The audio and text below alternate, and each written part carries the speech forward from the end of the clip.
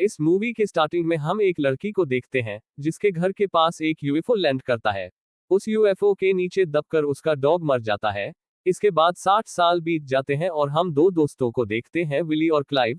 ये दोनों इंग्लैंड से अमेरिका आए थे क्योंकि यहाँ पर कॉमिक कॉन नाम का एक बहुत बड़ा इवेंट हो रहा था। इस इवेंट में सभी सुपर हीरो और एलियंस के खिलौने मिला करते थे।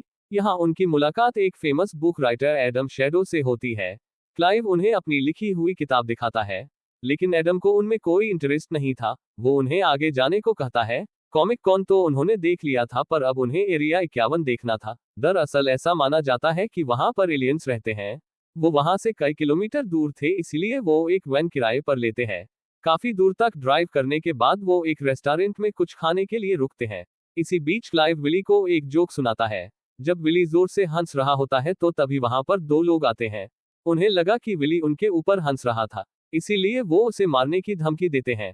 लेकिन जाते वक्त क्लाइव गलती से उनकी कार को ठोक देता है। वो दोनों वहां से भाग जाते हैं। रात के समय जब वो एरिया 51 की ओर जा रहे थे तो कोई उनका पीछा करता है। उन्हें लगा कि ये वही रेस्टोरेंट वाले गुंडे हैं, लेकिन तभी उस कार का एक्सीडेंट हो जाता है। वो उस कार को देखने जाते हैं पर वहां पर कोई नहीं था।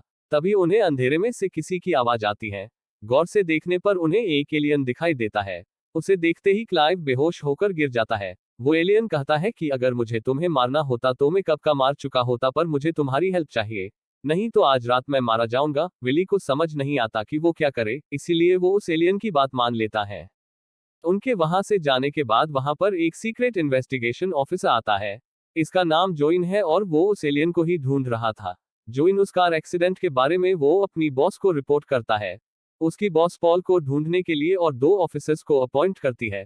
उनका नाम हेगार्ड और ओरल एलियन का नाम पॉल रहता है। वो विली को कहता है कि वो कुछ लोगों से बचकर भाग रहा था, लेकिन उसके पैर छोटे होने की वजह से वो ब्रेक नहीं लगा पाया और उसका एक्सीडेंट हो गया। क्लाइव को जब होश आता है तो वो पॉल को देखते ही उसका गला दबाने लगता है।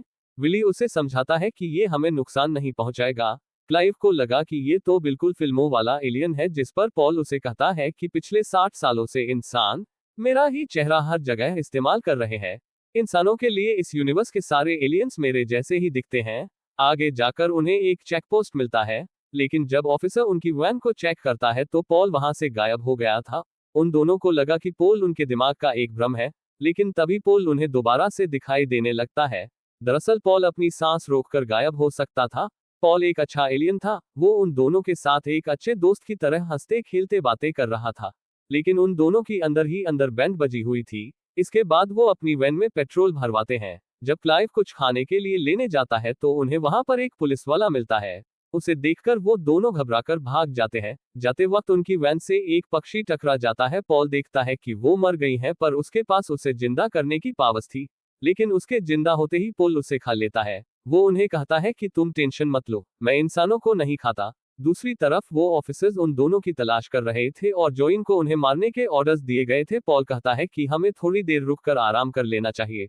वो एक पार्किंग स्पेस में आते हैं जहां की ओनर रूथ नाम की एक लड़की थी। रूथ को एक आंख से दिखाई नहीं देता था। उस रात वो तीनों मस्त दारू पीकर डांस करते हैं। क्लाइव उसे पूछता है कि तुम 60 सालों से अर्थ पर क्यों हो। उसे बताता है कि उसका स्पेसशिप खराब हो गया था, जिसके बाद यहाँ की गवर्नमेंट ने उसे पकड़ लिया और फिर वो उनके लिए काम करने लगा। और यही नहीं, बड़े बड़े मूवी डायरेक्टर्स को उसने बताया कि एलियंस कैसे दिखते हैं और उनकी कहानियों को पूरा करने में उनकी हेल्प की। रूथ उन्हें डांस करता हुआ देखती है, लेकिन इससे पहले वो पॉल को देख पाती उसके डैड उसे आवाज लगाते हैं। अगली सुबह वो उनके तीसरे दोस्त को देखने आती है और बातों ही बातों में रूथ उनसे पूछती है कि क्या तुम गॉड पर विश्वास करते हो, पर वो दोनों तो सिर्फ साइंस पर बिलीव करते थे। दूसरी तरफ से पॉल की आवाज आती है और वो कहता है कि गॉड जैसी कोई चीज नहीं होती। दोनों में इस बात को लेकर बहुत बहस होती है, पर जब रूथ उसे अपने सामने देखती है तो उसे यकीन ही नहीं होता और वो चक्कर खाकर गिर जाती है। अब वो उसे छोड़ नहीं सकते थे, इसीलिए वो अपना पासपोर्ट लेकर वहां से निकलने की सोचते हैं। लेकिन रूथ के डैड उसे देख लेते हैं और उनके ऊपर फायरिंग करते हैं। जब उसके डैड पुलिस को फोन करते हैं तो वहां पर जोइन और उसके लोग आते हैं।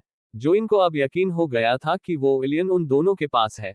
होश आने पर जब रूथ उस एलियन को देखती है तो उसे शैतान समझकर वो भगवान से प्रेयर करने लगती है, लेकिन पॉल उसके सिर पर हाथ रखकर दुनिया भर का ज्ञान उसके ब्रेन में ट्रांसफर कर देता है, जिसकी वजह से वो फिर से बेहोश हो जाती है।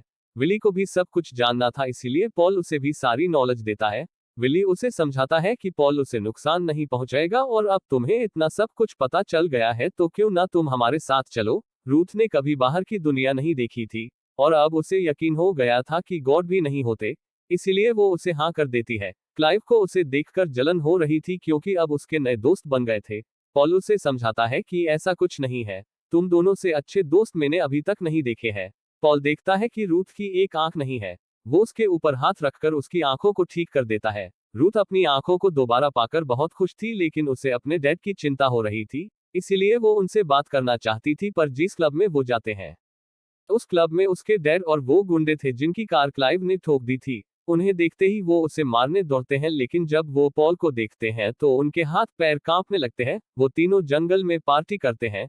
विली पॉल से पूछता है कि तुम वापस क्यों जाना चाहते हो।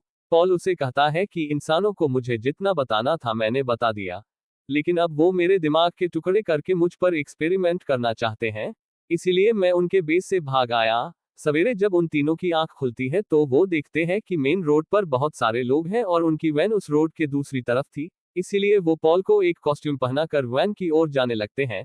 पर तभी क्लाइव को एक शॉप के अंदर एक तलवार दिखाई देती है और वो उसे खरीदने की जिद करने लगता है।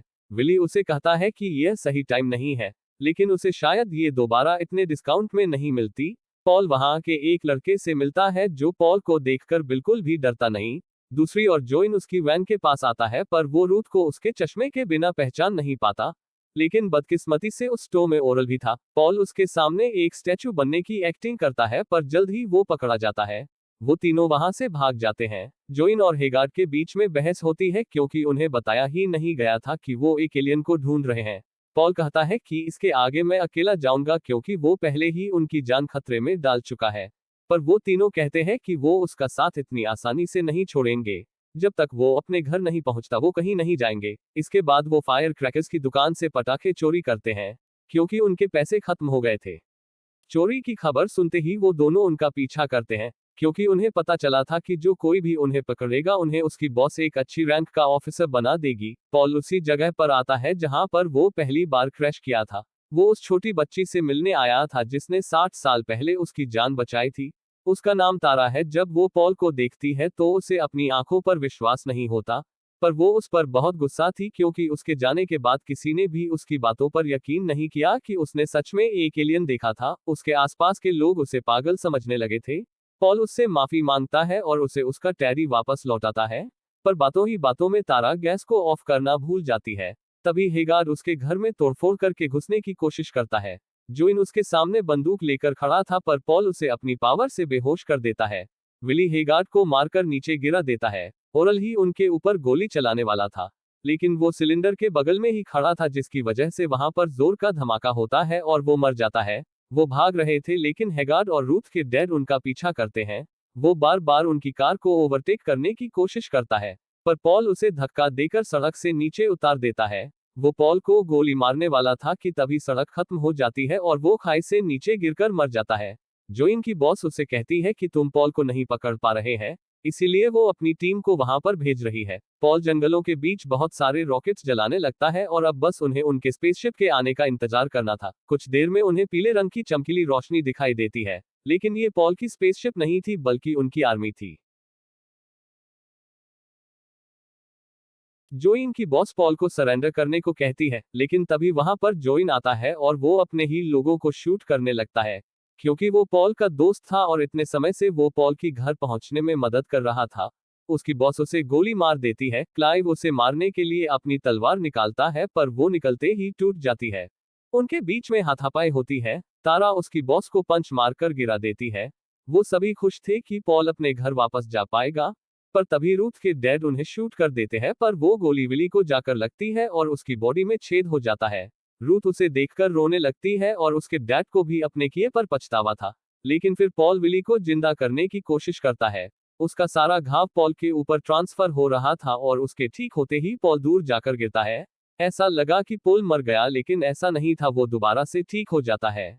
जोइन की बॉस उन्हें मारने के लिए दोबारा से उनकी तरफ गन पॉइंट करती है, लेकिन तभी स्पेसशिप उसके ऊपर लैंड कर जाती है और वो मर जाती है।